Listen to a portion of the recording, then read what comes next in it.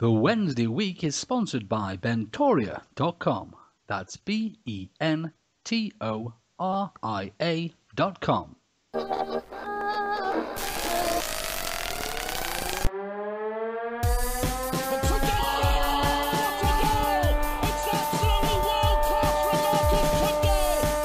a chance here, a great save. A turner from McClare. A terrific goal by Sheridan. Brexman against Jones. Get in. You could have two goalkeepers in there that would have trouble saving that. Now then, hello and welcome to The Wednesday Week, the Sheffield Wednesday podcast. I'm James. You will notice that there is no Lord Hillsborough tonight. I understand that he's been flown out to America to take up a new role as key foreign affairs advisor to Donald Trump. So you've got me looking after things in the hot seat tonight, but the good news is we do have an otherwise full-strength team. We have Daniel Fudge. Good evening, madam. I'll tell you what, it was weird. It was weird because I didn't hear the, well, hello there at the beginning. It's odd. It doesn't sit well with me. I don't like change. I deliberately don't do that so as not to sound like I'm trying to imitate someone that, let's be frank, cannot be imitated. Well, can you put like some kind of voice on or something? You know what I mean? Can you? Can I visualise the top hat, the other side? Of you this, can. If you, I could do my posh voice if you really wanted me to, but I don't think you. I thought you were already doing it. I don't think you want to hear that. We have Vicky Vic. Good evening. Good evening, James. How are you? I'm very well, and you, my love? I'm all right, thanks. Are we going to crack on? We're going to crack on. If I say that once tonight, please slap me. And we've got Eduardo giggling in the background. That's right, yo, and I am in the flow. So pump up the volume along with the tempo. I want everybody in the house to know I came here tonight to hear the crowd go. Boosh, boosh, boosh, Sergio Boosh. Boosh, boosh, boosh, Sergio Boosh.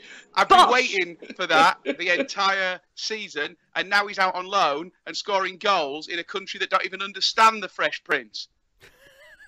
Sorry. Good evening, everyone. Wow. Anyway, back in the world of actual Sheffield Wednesdayness, that did sound a little bit Lord Hillsborough, that, didn't it? Sergio Boosh. Boosh, sorry. So it seems like an absolute age, but we did have a match at the weekend. We played Hull on Friday night. It was a 0-0 draw. First things first, let's talk about the actual football match up until whatever happened in the 92nd minute. So talking about the football, good point. We went into the match, didn't we? I think all with a bit of trepidation. I think everybody, especially off the back of the form that we'd been showing, I think we didn't go there looking for a draw, but I think we went there all thinking a draw would have been a really good result. And you know what? We went toe-to-toe with the best side in the division, especially on current form. We didn't look stupid. We didn't let them outplay us. We gave a really good account of ourselves. And I think over the 92 minutes, we certainly were good value for a point. I think there's arguments that we could have got more. It was a really encouraging performance, wasn't it? I think there's arguments that both sides could have got more, really. I don't think either was any better than the other. I think the point was very, very well deserved. And I could imagine quite a few Hull fans maybe thinking not so. But, like you said, we stood toe-to-toe with them. We matched them and we came away with the point. That's, like James said, it's what I would have taken at the beginning of the night, and I was more than happy with that. I think I echo all of those sentiments. I think it's a great point. We couldn't have asked for a lot more given our form and the week we've had.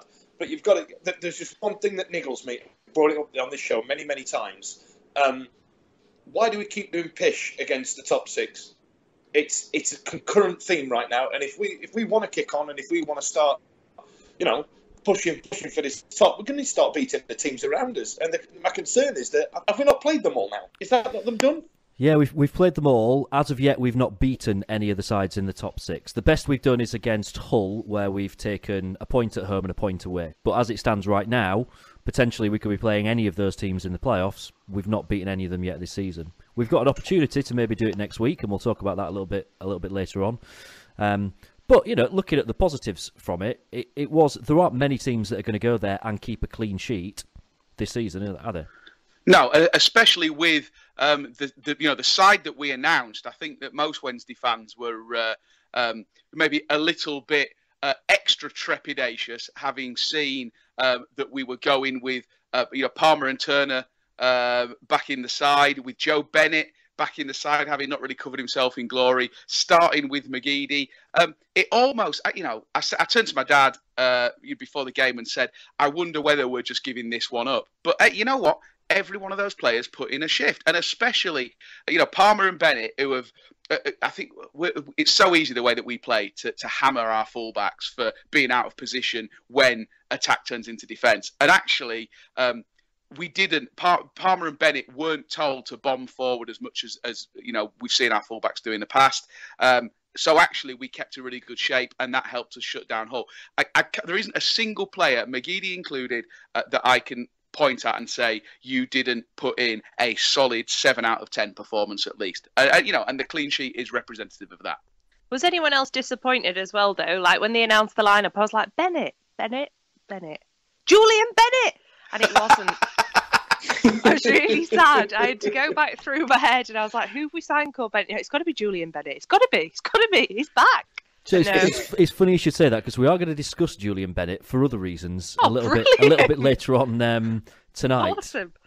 2 talking points related to our number 45 from the game. Let's cover one of them quite briefly now, which was the first half shot from Fernando Forestieri, which hit the woodwork, which I was on it was row E, but as ever, the first 2 rows, there was no one sat on them, so we were kind of on the 3rd row, and we were right behind it, and that was a hell of an effort.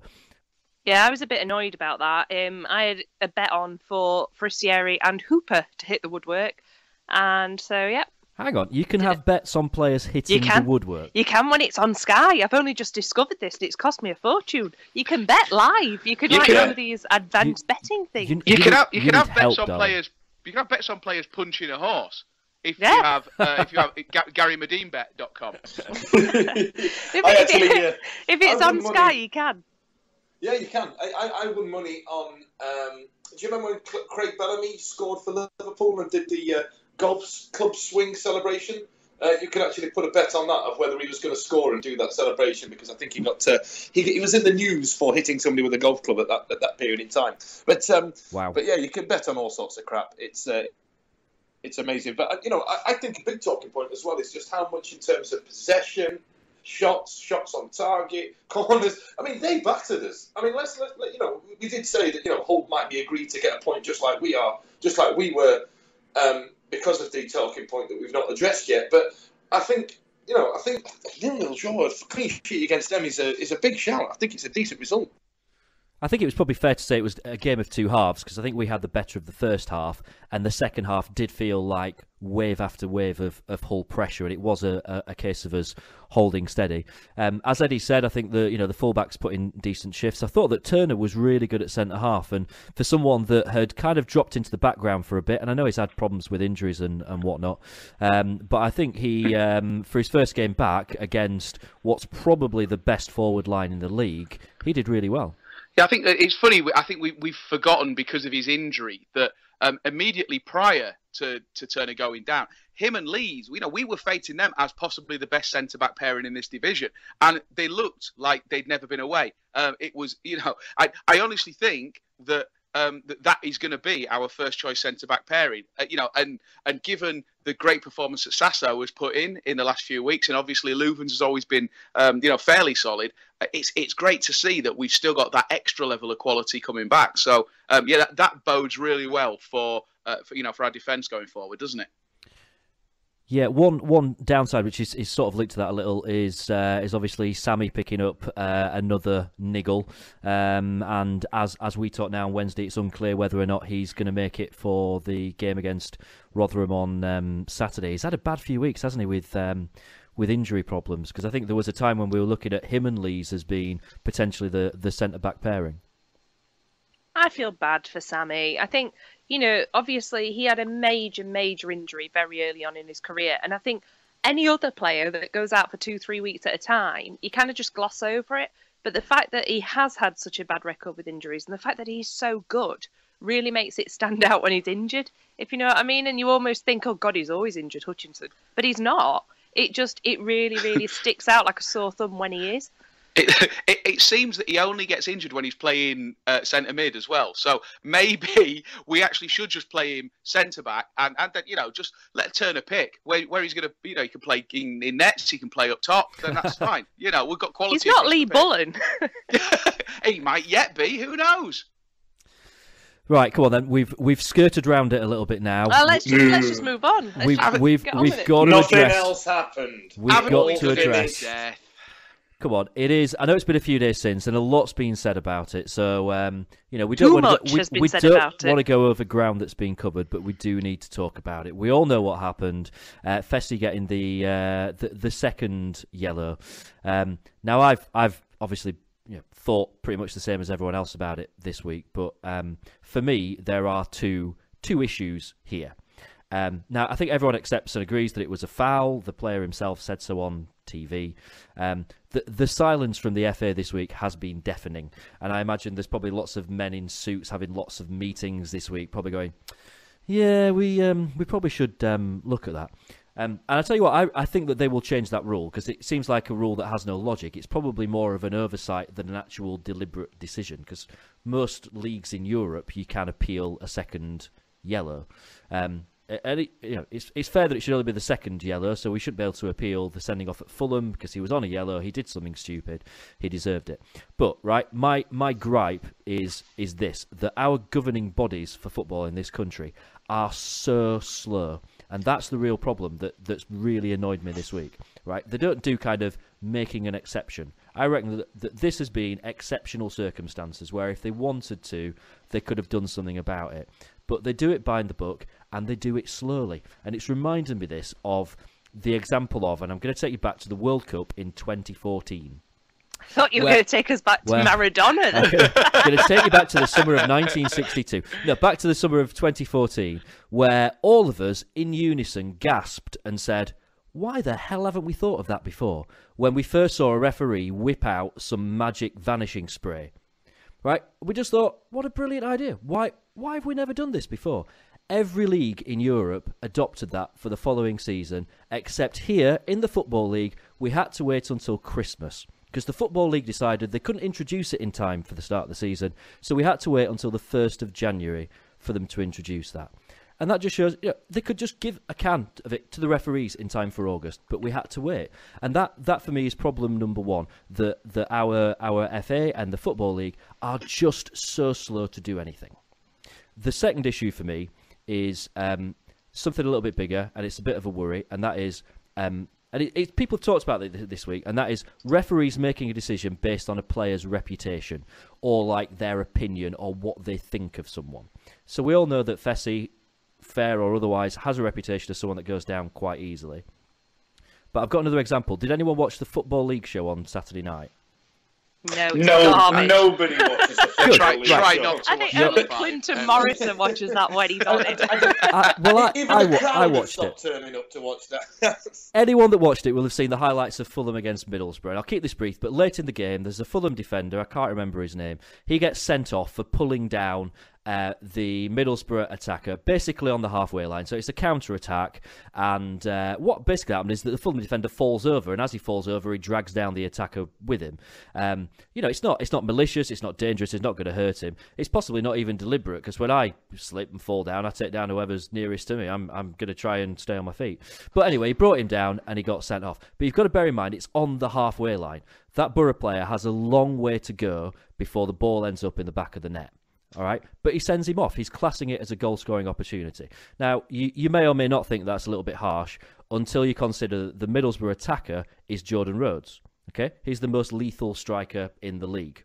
There's a much greater chance that he's going to go on and score than, let's say, in that situation, that the player with the ball is Jose Semedo. Is he going to waltz through on goal and stick it nicely in the back of the net? So that, for me, is the issue. I reckon that referee sent off the player on the basis that it's Jordan Rhodes and therefore he's more likely to score. And it links back to the Fessy issue because it's refs making decisions based on their opinion of players. And they're not supposed to do that. They're supposed to be impartial. They're supposed to follow the laws of the game with a bit of common sense thrown in. And it's dangerous that we've got referees making decisions based on opinion. I'm going to play devil's advocate here. And I'm going to suggest and you're right. It was a foul. Everybody admits it. The video evidence backs it up. I have a bit of a problem with players going down in the way that players go down to show that they have been fouled. Okay, so whether it's a dive or a foul doesn't really matter because the player collapses in the same way. Fudgy, last week we were talking about the NFL foot drag wide receiver move, right? Now it's one that's up my nose.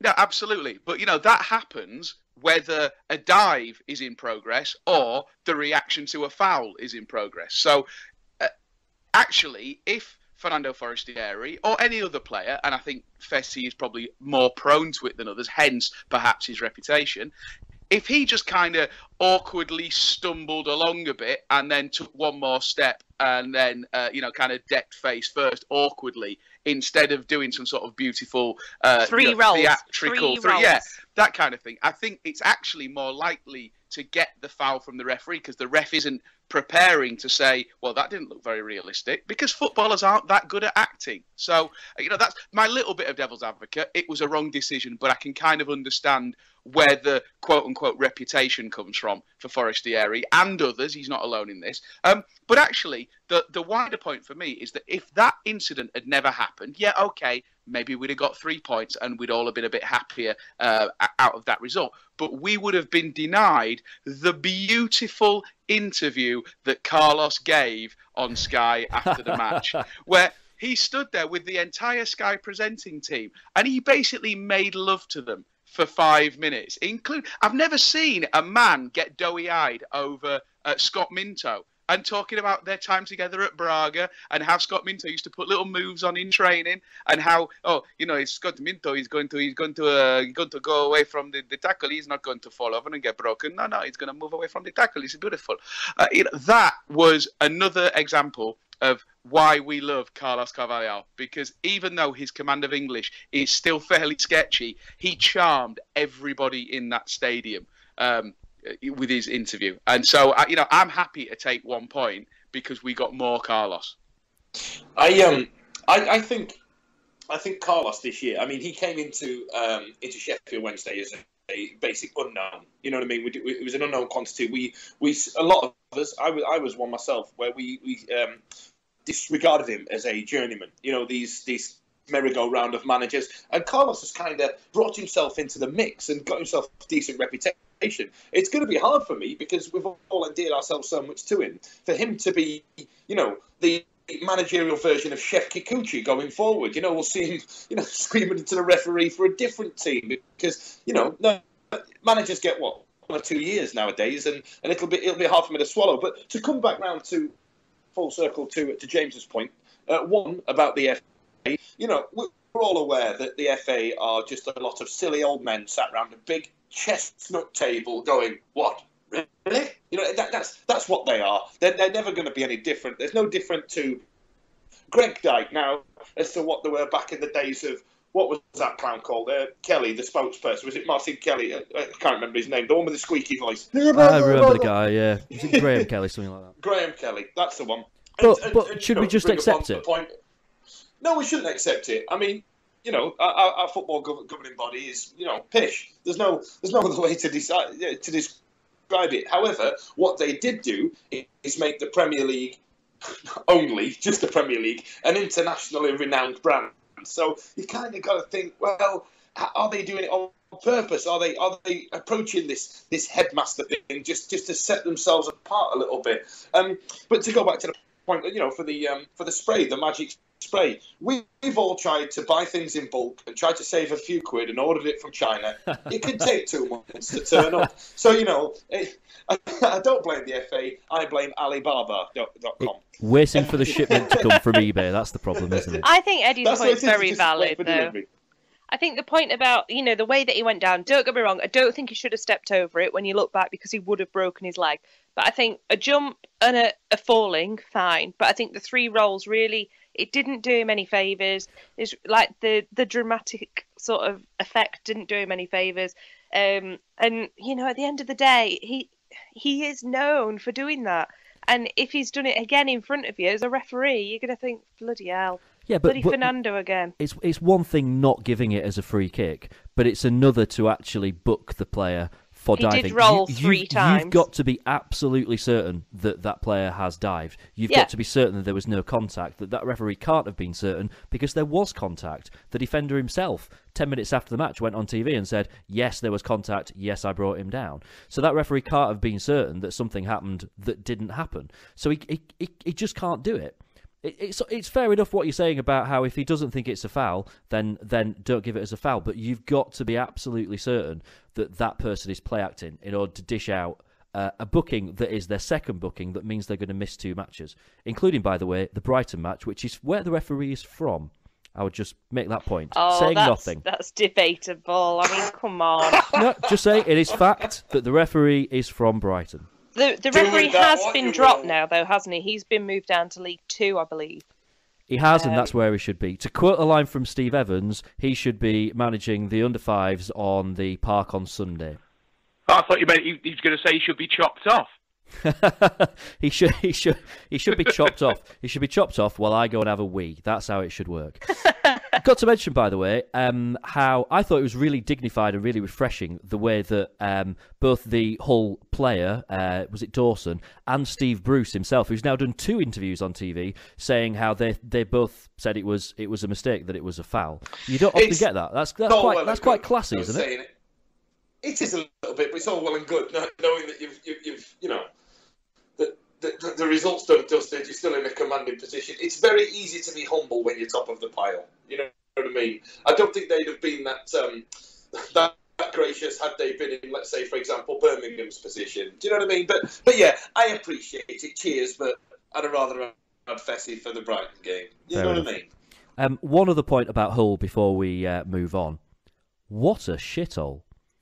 I mean, God, what an awful place. They're deep. What an awful place that was. They've got sharks and fish and shit. We got there at 7 o'clock. Bearing in mind this was a top 6 game in the Championship. We got there at 7 o'clock, parked in the official stadium car park, and then walked to the stadium. And it was they didn't even have the lights on outside the stadium. We thought we got there on the wrong day. It was absolutely dead. There was just nothing happening at all. And we went to... so they have like an official away bar that's built into the stadium. But it's not actually a bar, it's a conference room where they wheel a few fridges in with some cans of Guinness, which cost £4.20 each. It was just the most soulless place I have ever been in my life. I have a great analogy of how grim Hull is as a town. Now, back in another life, in order to supplement my earnings, I used to DJ in a strip bar in the bright sunny lights of Skegness. Oh, now, please write an autobiography. Wow. If you've been to Skegness, you'll know what strip bar I'm talking about. Now, I do. I know which one you mean. Yeah. There's another one in Nottingham, and I used to talk to some of the girls, and I found it really weird that this venue had just started. It had just been built, and we all of a sudden had a room full of strippers ready to go. And I said, "Oh, well, you know, you seem like you've been doing it a while." Oh, yeah. They saw Skegness as a upgrade from working in the strip bar in Hull. So what they used to do is every Friday night drive down to Skegness, stay over in the dormitories upstairs, and then go back on Saturday afternoon. So that's how grim Hull is. The strippers don't even want to be there. What a lovely place. Oh, no. Jeeves, we're going to need some more equipment. Then you need to speak to Oddballs, a speciality. What the? Oddballs, a speciality deal in steel, food, and engineering equipment. Where's that voice coming from? We offer great deals on all types of equipment and can include dismantling, delivery, and erection anywhere in the world. Did he just say erection? We can also buy your surplus equipment or sell it on commission. With over 30 years' experience, let us achieve the best deal for you. Where can I find out more, Voice in the Sky? Go to www.bentoria.com. You heard him, folks. Jeeves, get a broom. Right then, let's move on from Hull. Let's talk about the other things that have been happening at S6 this week. And one thing that's got very little to do with what's been happening on the pitch, but still big news, is the publication this week of our annual accounts, which made some... I did download them and read them as soon as they were published. Meant nothing to me. But later on, as someone that knows a lot more than I do, kind of analysed it, and the news kind of broke that we are now a debt-free club. Okay, so we don't do serious really here, do we, on the Wednesday week? So I'm not going to go into a great in-depth view of our accounts. The headline figure is that we're not debt-free. We owe Mr. Chansiri about £4.5 million, but that's fine because he owns the club. So if he calls in that debt, then he's effectively stealing it off himself. So other than that, what is brilliant is that every part of our business has improved from this time last year. And let's remember that these accounts aren't about Mr. Chansiri's first year, really. It's kind of the last 6 months of Milan Mandaric and the first 6 months of Dayton Chansiri. And the club is going massively forward, including a beautiful moment where every debt got wiped out again by Mr. Chansiri at the point that he bought the club. And at that point, we were absolutely, completely and totally debt-free. And everybody has been paid off. There are no charges on the ground. All the things that serious political Wednesday fans worried about in terms of the way that the club was being run and how we were covering the losses that Milan had to put his hand in his pocket to cover, all of those worries went out the window because we are completely solvent. We've got loads of assets. We own our ground. We own our training ground. We're playing the championship. We don't have a fullback with a beard. Basically, everything is great. So from the Wednesday week, our official audit of the accounts is 2 thumbs up. Happy days. Happy days. I'm in shock this week because I think this is the first time that I've got some sort of statement through on my own debts and my own mortgage, and Sheffield Wednesday have been better off than me. And it was quite a sad moment. I looked at it, I thought, shit, I owe about 80 grand here, but Sheffield Wednesday are debt free, and I don't know who I'd rather be debt free. I don't understand. It's been a very difficult week. So the scale goes: you've got Sheffield Wednesday at the top, Vic, and then Kanye West. That's the scale. Yeah. I'm not quite at Kanye's standard, but I do have a really, really bad mortgage rate by the looks of it. You should write to Mark Zuckerberg. There's four levels. There's there is rich beyond your wildest dreams. That's Sheffield Wednesday. There's all of the rest of us. That's Vic. There's seriously in the shit. That's Kanye West. And then there is Sheffield United. And so basically, you know where you are when you fit in those four divisions of debt, if you will. And unfortunately for Sheffield United, they, by definition of being Sheffield United, are worse than Kanye West. It's very true. I heard that Nigel Clough had a good night last night. I don't know why. Standing ovation from them Blades. At the beginning, not at the end. Right, let's move on then. Let's talk about the loan window, which is only, I think it's less than 2 weeks now before the loan window closes.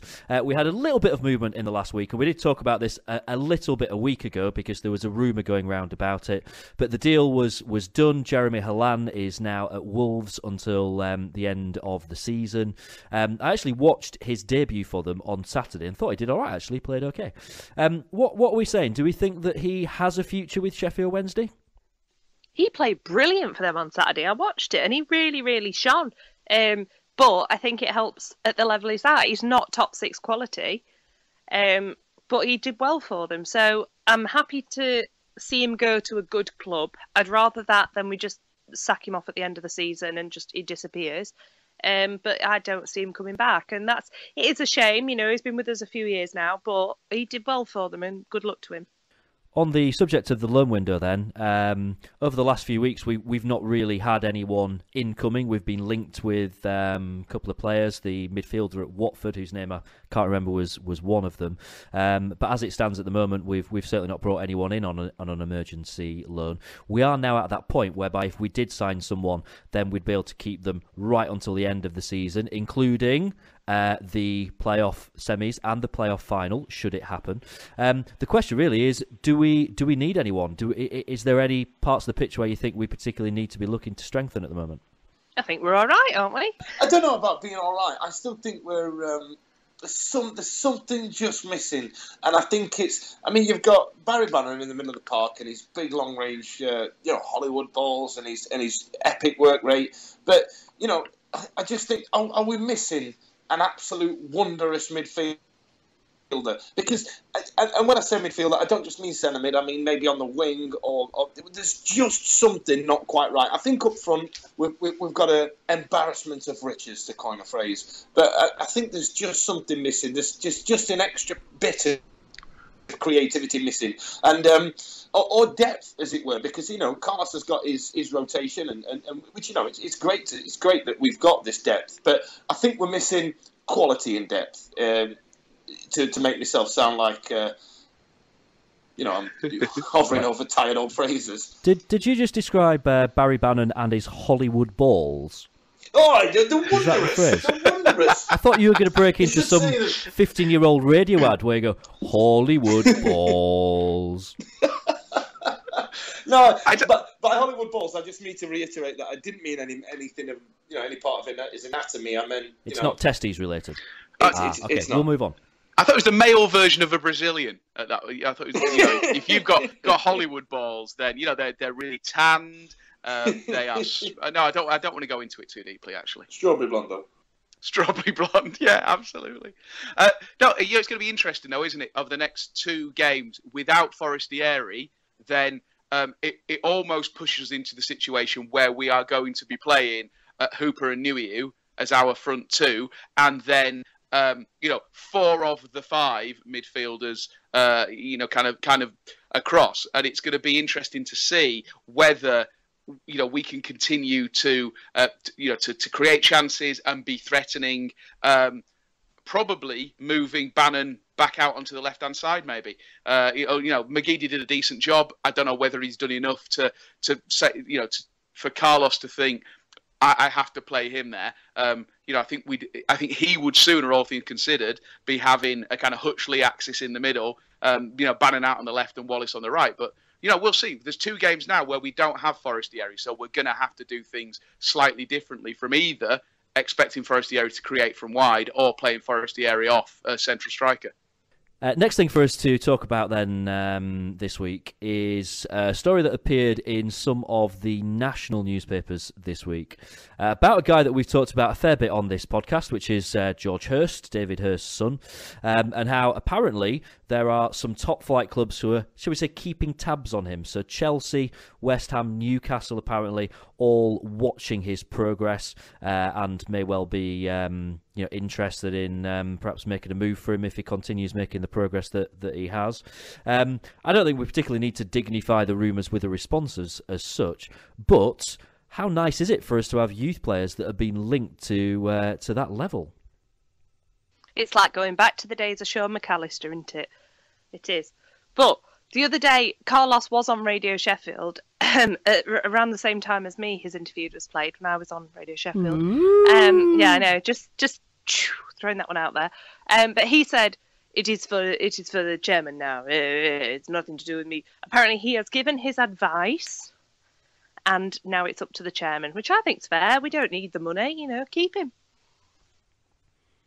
We're loaded. He'll want to stay, won't he? He wants to, his dad is his hero. He's going to want to follow in his footsteps quite literally and bang in loads of goals for us.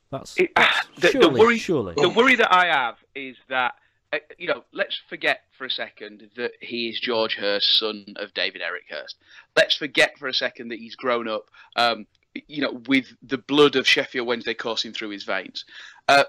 If you're a young player and a club like Chelsea comes in, it's probably a 50-50 whether you go, no, you know what, I know I'm not going to get a game at Chelsea, and so I'm going to stick with the club that I'm at, and I'm going to try and get games under my belt. I'm going to try and break through, and I'm going to, be a better player that way, and in the long term, achieve more in my career. But the other side of that is they're offering how much in wages? £36,000 a week. Yes, no, thank you. I will have that. I don't have to kick a ball. I never need to work again. It depends on the mentality of the player, doesn't it? And you know what? I think George Hurst is absolutely a footballer for the reason that he wants to play football. You know, he doesn't need to do it for the money. He doesn't. It doesn't sound like he's a guy that's motivated by that paycheck first and the glory second. So I don't have any worries about it. But it's a concern, isn't it, that for any player, if you're offered an awful lot more money than Sheffield Wednesday are going to offer at the age that you're at, then you can set yourself up for life. So who knows? I'd be a major devil's advocate. I have faith in David Hurst slapping that out and going, "What's the matter with you, bloody hell?" This is what I'm going to say, though, but wouldn't David Hurst have gone to Man United if we hadn't put a stop to it? Oh, but trouble is, he came out in the press, though, and went, "Yeah, I regret that. That's the biggest regret of my career." You know, he might turn around to George and go, "Nah, fam, take the money because you never know when you're going to bugger your leg up." You know what I mean? I think for me as well, also, you can't ignore the fact that the quality of clubs going in for Hurst Jr. Is great. But, at the risk of sounding like I'm banging the home flag from where I am, Southampton being interested for a young player is actually it's a very good thing, because if you think of the pedigree that Southampton have got in terms of producing youth players, that's and there is a David Hurst connection there. Essentially, what I want George to do is come down here so I can be his and his dad's best friend. So, aside from Fudge, who has about 20 illegitimate ones, Eddie is the only person on the line who has children. Eddie, if this was your son, who we know is prolific goal scorer for Thirsk FC, what would you say in this situation if he was 13, 14? If you're not thinking Wednesday, if you're thinking of he's at a club, he's at York City, he's at wherever, but these other clubs are coming in, and this is the opportunity he's got to go away, earn a lot of money, hopefully put you and Law through a really nice nursing home. What are you thinking? You sooner than her, obviously, you in the next couple of years. No, absolutely. What would you say as a dad? Because we're not dads, we can't judge there. If my dog got called up for Chelsea tomorrow, I'd send her, happy days. But as a dad. So I suppose you kind of go through the same sort of emotions when your son gets picked up by a team that you don't necessarily particularly like. So Tom has been in the Leeds academy system, and that's the moment you kind of bite your tongue a little bit. He currently trains with Middlesbrough as well on Friday nights. So that's not a team that I have any particular love for. You know what? I'd like to think that if it came down to it, I'd be able to make the right decision on footballing grounds as opposed to on football fan grounds. But if it comes down to a straight financial offer, then you know what? I think you get to the point where you're George Hurst's age or any of these other young players, where if you're going to be a professional, you are going to have an agent. And I would want to employ an agent that gave good advice in those situations. Because, hey, we're all lay people. There's no way that we understand enough about the world of football to understand whether, 35 grand a week at Chelsea, knowing that at best you're going to get loaned out to Bury, is better for your career than £250 a week at Sheffield Wednesday and making 4 sub appearances over the course of a season. It's that's why you get professionals in to help you make those tough decisions. I would love it if George Hurst, if he made a decision that wasn't the best for him, that was better for Sheffield Wednesday, because I'm a Sheffield Wednesday fan first and a George Hurst fan second. But wouldn't it be great if he broke through at Sheffield Wednesday? We could give him the financial package that actually made sense on both levels, for us to say, you know what, we value you, we're gonna show you how much we value you, and it's going to be worthwhile for Wednesday because we get a player that's worth that amount of money, and it's worthwhile for George Hurst because he's going to be getting the money that his talent demands. So anything else is probably static, isn't it? I don't believe that Chelsea are really in for him seriously anyway. So keep on banging the goals in for us, mate. Sounds good. Right then, next thing, and you're gonna love this, guys. Right, we're gonna have some fun with this. A website. Organised fun. Oh yeah, this is fun. Be told. A website that I've never heard of before, which is called Football League World. Now, I'm guessing they don't know a great deal about football, is the first thing. You'll understand why. They've put together a list, right? They've put together the worst Sheffield Wednesday 11 of the last 5 years. So this is the team of our worst players from the last 5 years. Okay, you ready for this? So in goal, we have, and save your reactions till afterwards, in goal we have Chris Kirkland. We have a back four of Daniel Jones, Martin Taylor, Julian Bennett, and Joe Mattock. Our midfield is Rhys McCabe, Chris Lines, Paul Corrie, you remember him, and Chris Sedgwick. And up front we have Niall Ranger and Stevie May. So, is that guys. just based on the last 5 years? Can you imagine that as a lineup, years. though? Wouldn't you shit yourself if that was the lineup on a Saturday afternoon? Jesus Christ. I mean, I love Daniel Jones as much as the next person, but bloody hell.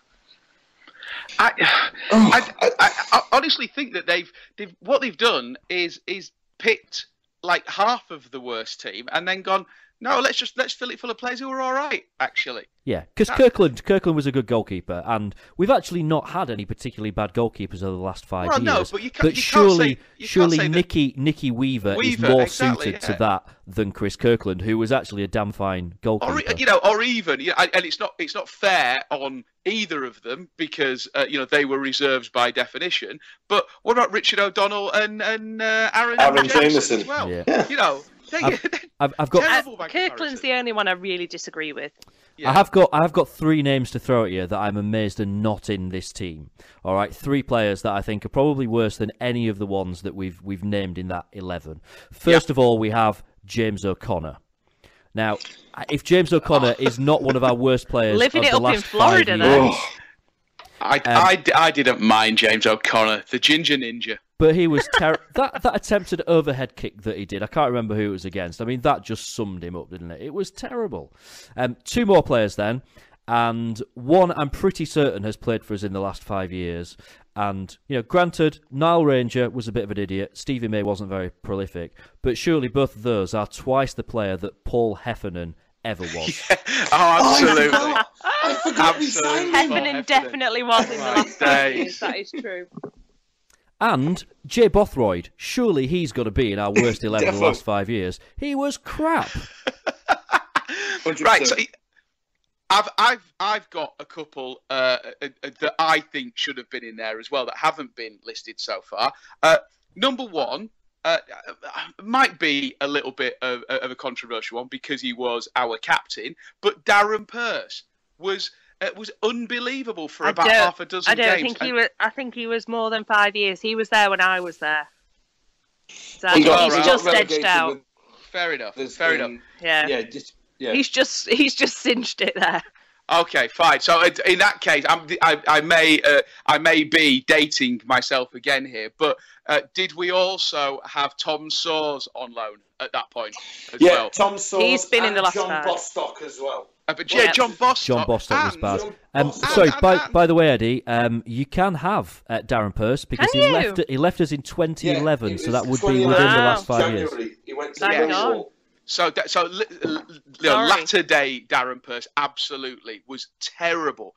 And then for my last one, there are 2 players who used to do my boxing worse than anybody else. One because he used to play a lot and he was always terrible, and the other one because I had no idea why we ever signed him. He didn't have a role whatsoever to play. So John Otsemabor was abysmally bad for us. Yep. And then on loan, Warren Feeney. Do you remember that we signed Warren Feeney on loan?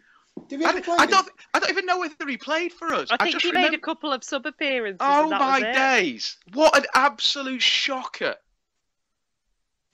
Yeah, that was an odd one, that Warren Feeney one. I genuinely don't think he actually put an appearance in for us. I'm actually just thinking as well. I'm Wikipediaing this. I'm all over it. There you go. Joe Mattock is pretty harsh. I'm doing it as we speak. One appearance. Warren Feeney, 1 appearance. Oh, the tragic news though. It was 2009. He is disqualified. He misses the. Like to say that you get 30-year-olds playing for the under 21s, so we'll have him. Get him in there. Hi, Luke Bowden. We'll have him in as the ringer. He's living it up with James O'Connor. He doesn't give a shit. Absolutely not. He's doing far better than any of us ever could do. So. He's currently manager at Newport County, is Warren Feeney. Is he? Wow. Yeah, according to this. Replacing John Sheridan? He was appointed as assistant manager to John Sheridan in October 2015, and then on the 15th of January this year, he became permanent manager.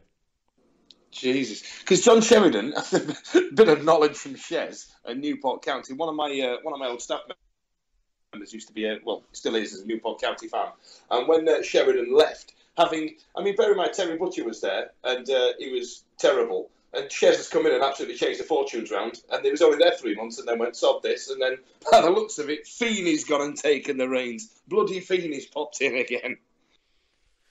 There we go. I'll tell you what this does do is it makes us realise that over the last 5 years, we've improved a lot, but God, we've had some crap along the way, haven't we? We really have. None of those players would even get a sniff of our team now.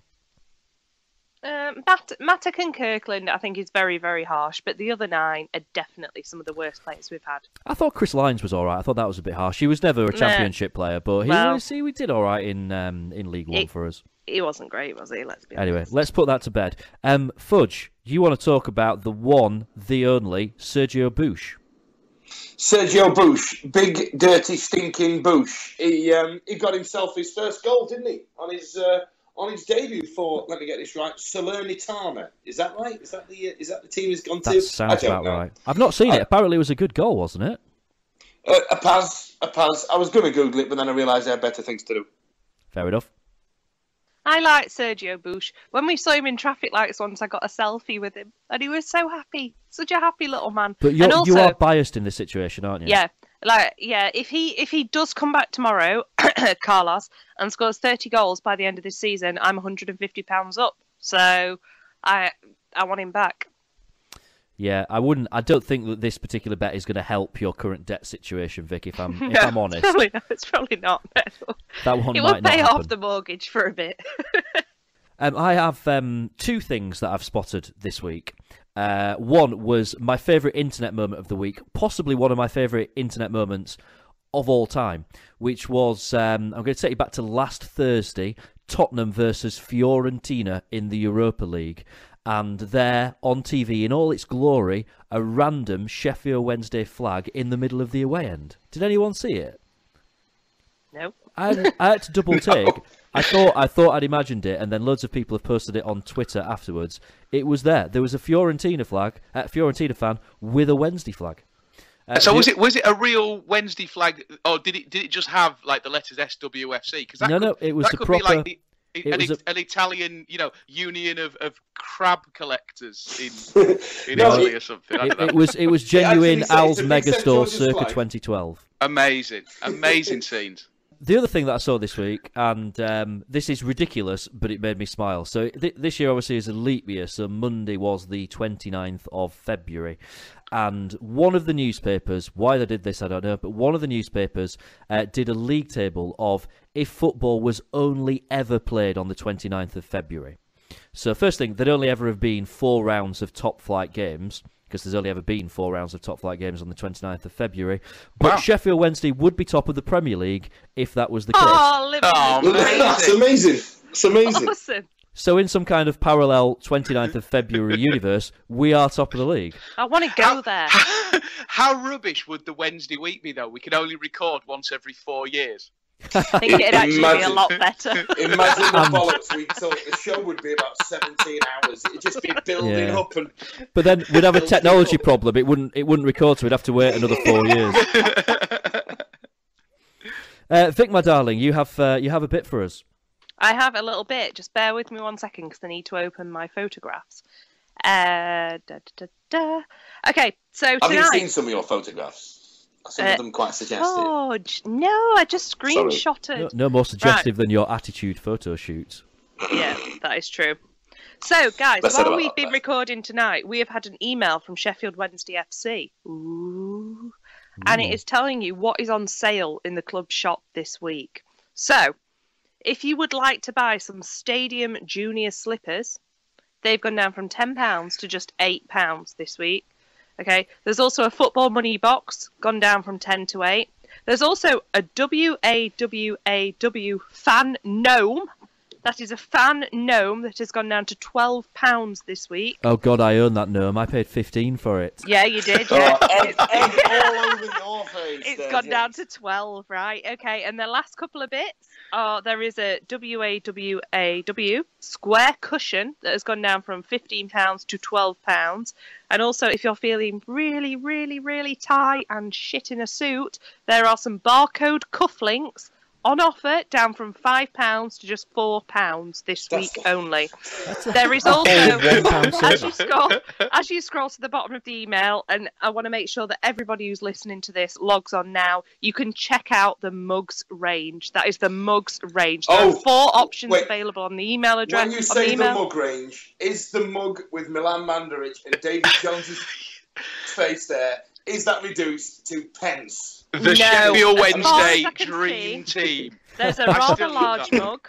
One of those mugs you can use for travelling that keeps your tea warm that you're not allowed to take inside the ground.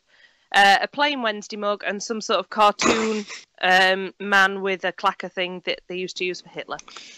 That you're probably not allowed to take in the ground either. I don't think. So that is the Sheffield Wednesday sale this week. Go and grab them now. Make your mothers very happy on Sunday. Jesus. Boom. My mum would love a pair of Stadium Junior slippers. She really would. There are exactly slippers available. That is the worst sale. You know, something reduced from £5. You can buy some Borg moccasin slippers that are down from 15 to 12 as well, if you are interested in adult slippers. They sound awful. I love a good pair of moccasins. This brings me on to a new point here. Vic, I apologise if this has been a gig of yours in the past, given what you used to do for the club. But I remember I was a subscriber to the brochure that used to come out every year. I don't know if they still do it because I've moved around a lot. But the brochure, is it like a competition for weird-looking people to win? Do they did used to run a competition to get into it. I was never in it because I wore a lot less clothes than you're meant to wear in a Sheffield Wednesday catalogue. Then I better stop talking because I'm going to offend some folk. You carry on. Okay. To cross-reference our dear friends over at the Owls Talk podcast, are they yet stocking the Barry Nannan's Caravan toy set? They may well be. Is that in stock as of yet? It's not in the sale this week. All that I've been offered is the sale. I can also offer you a programme binder down from £12 to £9.60. Used to have one of those. And a fridge magnet down from £4 to £2.40. That's probably in terms of percentage saving, that's probably the best deal. That's the best deal. We should all buy fridge magnets. Right, let's move on then, because we've got a couple of big games coming up. First of all, on Saturday, it is the South Yorkshire derby, Wednesday against Rotherham at Hillsborough. Rotherham still in the bottom 3, but after the weekend's games, it's looking a little better for them. They're 3 points from safety. They actually won their first game and indeed scored their first goals under Neil Warnock on Saturday. You would guess with the Warnock factor thrown into it that it's going to be maybe a little bit juicier than it would have been a few weeks ago. And of course, Chris Maguire is gone, as we know. Lewis Buxton obviously is injured. But we have got 3 former Wednesday players in the Rotherham team. So we've got Joe Mattock, we've got Leon Best, and we've got Richard Wood. Well, one of those is one of the worst players we've had in the last 5 years, so I don't care. They're bringing it full circle. That was like a bit of Dara O'Brien stand-up, that was, wasn't it? The way you brought it back in. Thank you. I'll buy you a fridge magnet. You know what? This is the Rotherham fans have been posting, getting on Twitter, and talking about how it's a big game and it's the biggest local derby of the season. And you know what? To them, it is. It's their cup final. It's adorable. It's great.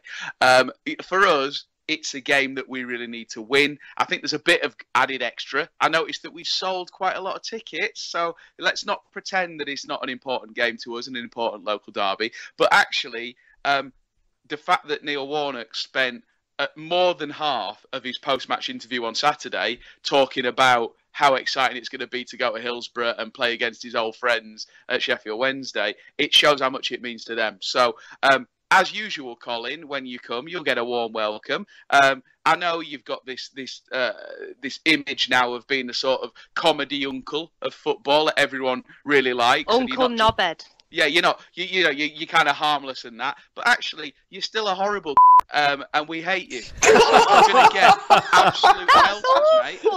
Is that our first C-bomb? Is that our first ever C-bomb in 5 years? Look at what happens when Lord Hillsborough's not here. It can't be. We're gonna have to beep that, surely. That's fine. Yeah, please beep it. But the sentiment remains because I remember still wasn't that long ago that you were screaming at your Sheffield United players to break the legs of opposition players when you were already down to 8 men against West Brom.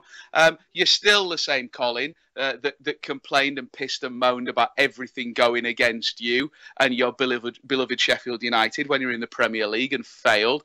And you're still the same Colin that said that you'd love to take over the job as manager of Wednesday, sign a load of quote-unquote knobheads and take us down. So guess what? We're a much better team than you, and we're coming for you, and the fans are going to give you pelters, and you're going to walk away with your tail between your legs once again because you are nothing, Colin, and we are Sheffield Wednesday. Do you know what? I love Neil. I do, in a weird Uncle Knobhead way. I really, really. Do you know, the minute he signed for Rotherham, I was like, get in, he'll be back on football heaven. Like, he's just so funny. He's a bit tragic. He is tragic, and maybe that's why he's so funny. But I really like the guy. I think agree. He's hilarious. I think, particularly now, because he's a pensioner, he seems a little bit kind of harmless now, doesn't he? But look, let's be fair to him, right? There aren't many people that give a more interesting or honest interview than he does. He's an entertaining guy, isn't he? Whether you love him or hate him. He is. I really like him. I once followed him up towards the university roundabout, driving home from somewhere, and I used to have like owl number plate and whatever else. And there was this man in front who was like giving me evils and like waving and sticking fingers up and whatever. And as far as I know, my passenger said it was Neil Warnock, and that just gave me ultimate respect for the man. I think he's brilliant. I don't know. He's pulled the wool over all of your eyes, clearly, but I don't buy it. You know what? We have pantomime villains, and I think a lot of people will say, "Oh, Warnock's the pantomime villain." He's not. Paddy Kenny is the pantomime villain, and I wouldn't let him go and get me my prescription from Boots, but he's a fun guy who's always had a laugh with the cop. He showed us his arse. He's always a bit of banter, but deep down he's a professional doing a job. Neil Warnock's still a nasty piece of work. So no, I'm not letting the cuddly granddad thing get past me. It reminds me, you all know my dad. But You've all seen my dad, and my dad looks like everybody. Everybody he could possibly look like. He looks like Gerard Houllier, he looks like Roy Hodgson, but he has a little look of Neil Warnock. And that kind of makes me like Warnock more. The only thing that I want to do is I'll offer this right now, Neil, if you're listening, which you probably are, let's be honest. I'm quite good at HD brows, and you don't have any. And I'd really like to draw you some on. Where you were going with that, Vic, then. Wow. Well, I'm going to give you a one-time only deal. I thought you were going to give him a week on the list, free rent. You know what I mean? No. I've just said he looks like my dad, Fudge. What's wrong with you? I don't know what you're into. But no, I'd like to draw him some eyebrows on. In terms of the on the pitch side of things, obviously we know we have no Fernando Forestieri. Who replaces him? Do we think it's a matter of Atty coming back in and Aidan McGeady keeping his place? We've got to go 2 up top, haven't we? There's no way we're going to play one with a man behind. I think it's going to be Atty and that guy Hooper. He used to score a lot for us and hasn't done recently. So this is his time to shine again. He's useless. He looks fat. He looks off the pace. Get out of it. No, the interesting one for me is what's going to happen at fullback and what's going to happen out wide. Who we're going to pick. I think the spine of the team picks itself. It's going to be interesting to see. I think McGeady's performance against Hull was vastly improved on what he'd done prior to that. So if he gets the nod, then fine. But these are the sort of games where he's going to have to deliver. If not just for Sheffield Wednesday, his games are running out to prove that he can do it. Ready for the Euros. So you expect a big game out of him at some point. I'd want us to go in there and really, statement of intent, throw ourselves at Rotherham. I don't think that there is anything to be gained from sitting back or being in any way cautious. I reckon caution to the wind, get Atty up top, get him causing problems, and let's feed off it. Right, score predictions then, guys. Eddie? You know what? I'm usually quite reticent to predict an absolute battering, but I think we've got another 4-0 on our hands. Vic? I'd go 3-0, 4-0, yeah, definitely. And Fudge? 0-0. It's going to be pish. Optimistic as ever. I tell you what it is. It's just that it's a local derby, and it's Neil Warnock, and he can G them up, and they already hate us, and I just think they're just going to park the bus, and it's going to be like trying to get into a very tight enclosure. Oh, really? Are you self-censoring there, Fudge? I self-censor myself there. Yeah, I had a couple of analogies lined up and thought, well, if we're going to be editing out C-bombs, nothing I can say will be broadcastable. so it's going to be difficult. That's where I'm drawing the line. Naturally, because I'm sat in this particular seat, I have to say 7-0. It's the law. That's what I do. I think that's hot on the heels of that, then, we have another big game on Tuesday night. We're off down to Brighton on Tuesday, which obviously was always going to be a big game because they're in the top 6 with us. They've hit a bit of form, though, and they're now certainly in the running, I think, for the top 2. And I don't know if any of you watched it, but they absolutely ripped Leeds to bits the other night. I didn't hear about brilliant. I watched it. It was wonderful. But not so much for us. Well, let's not forget that, Leeds were just bloody terrible. I mean, there is a video that you can watch. It's on YouTube now of the Leeds fans kicking off at just how bad it is. But I mean, it was like do you remember Leeds going down at the Premier League, where all of a sudden their defenders are trying to clear one and bounce off his colleague's ass and stuff like that. It was like that. It was just nothing fell for them, nothing went right. That, and coupled with them being bloody awful, made for quite good viewing. I really enjoyed watching that game. And the fact of watching Steve Evans' face was absolutely beautiful. Do you know what I loved? I mean, I loved all of your Weeded video, and anyone that hasn't seen it, head over to the Wednesday Week on Twitter or on Facebook, and you can watch it. It's on our YouTube channel as well. The thing that I loved most about it was the comment about Steve Evans. He's crap, he's this, that, the other, but you can say what you want about him. The fact that he perseveres with the centre parting is admirable. Yeah, just watching for that. He's got 7 hairs, and he perseveres with the centre parting. How can he do that? It's like 4 on one side, 3 on the other. No wonder it looks wrong. It's not even symmetrical. He needs to chop one off. Chop one off. Hey. Well, that's what all we are They're funny, shaving aren't we? them in, aren't they? That's what it is. Steve Evans has seen some Division 3 footballers and thought, I'll tell you what, that's the haircut for me. Get that shaved in, cocker. Come on, He's gone for a Geordie Shaw. Is it a case of the Brighton match that we would take a point? I'll take a point, given the last time we went all the way down to Brighton, we got spanked. I think it was 3-0. Jay Bothroyd and Niles Barkley started for us. And yeah, I think I will take a point. However, I would just love once for us to turn up and stand up and be counted against one of the top 6. Is anyone going to this, by the way, out of us guys? Yep, I'll be there. I am, yep. Yeah? Oh, cool. Fudge, you live there near enough, and you're not. Right, listen, don't get me started on Southern Rail. I can understand why James and Eddie are going to Brighton. I can tell you this, and it's easier for me to get from Southampton to Nottingham than it is for me to get to Southampton to Brighton. It's so difficult because if anybody's gone from that train from Grantham to Skegness, that awful bloody 2-carriage rattle thing that stops at every stop going. I'm doing a hand gesture that you can't see, by the way. It just stops from here and moves there. It's bloody awful, and I hate going to Brighton. It's one of those faceless, god-awful, brand-new stadiums, and it's out in the middle of nowhere. You've got to get a train to get out, to get back to Brighton, to get stuck in the... It's bloody... It's like a 4-hour journey, and it's literally down the road.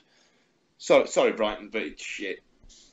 Last time I went to Brighton was in 1999, 2000, and it didn't end up very well. So was that at the hockey stadium, or was that at the old Goldston ground?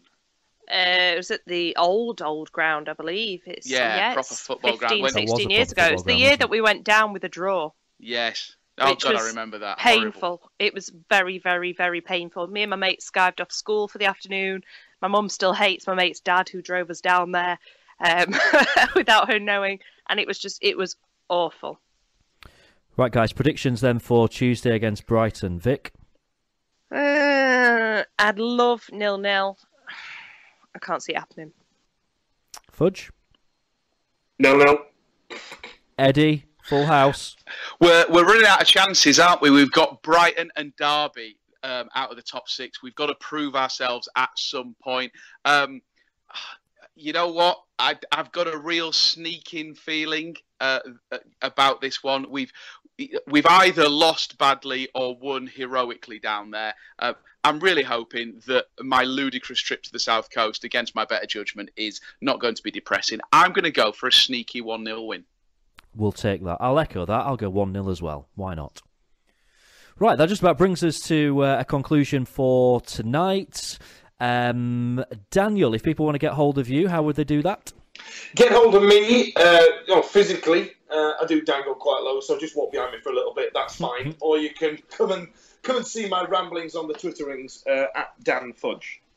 Eddie, what is your handle? My handle, as always, is at Sausage Arms on Twitter. I have literally nothing else to say. My life is empty and without meaning other than Twitter and football. So find me there or find me at the game. I'm Victoria, my love. Hi, my love. I've got a bit of shocking news, James. Oh. On Saturday, I will be in the pub with you, but I won't be drinking beer. Because I tried on a wedding dress the other day and I happened to went up, from the minute I walked into that shop, I went up 6 sizes by the time I tried on that wedding dress. So I shall be on vodka and tonic in the Riverside Cafe on Saturday. Or you can find me on Twitter at Victoria1867.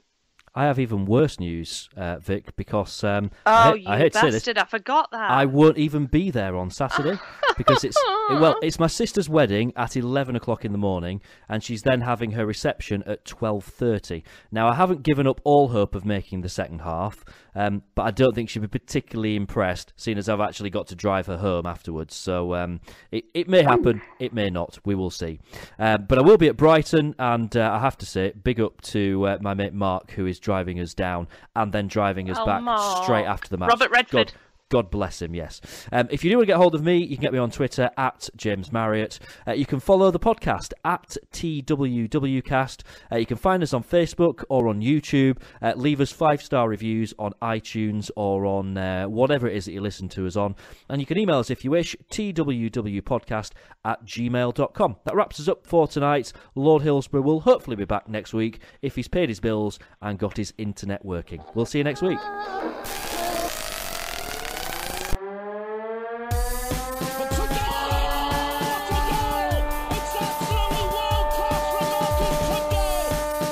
Chance here, a great save. A turner from the clear.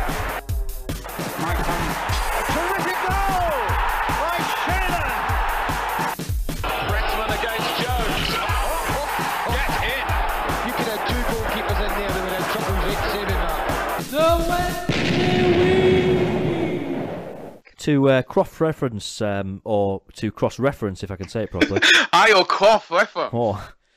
To cross-reference our dear friends. Oh, fucking hell.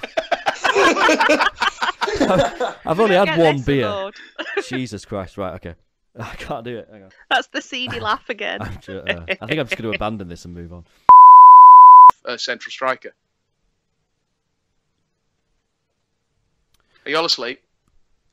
Next thing for No, us I to was talk. there. Sorry, I just went for a wee. I don't know what's just been said. I actually did a Lord Hillsborough and left myself on mute there. Just start chatting When you sit in this chair, that's what happens. We'll see you next week. I'm really upset that we didn't finish with "So as ever, be good, be safe." And see you real soon. I never quite understood the "be good, be safe" bit. It sounds a little bit too close, like be good, and if you can't be good, be careful. It's like my dad when he used to go out on Saturday night. I always think that that Lord H is basically saying, make sure you have safe sex between now and the next podcast. So it's good No advice. intravenous It's good drugs. great advice. advice. Yeah. Or just have sex. Here he is.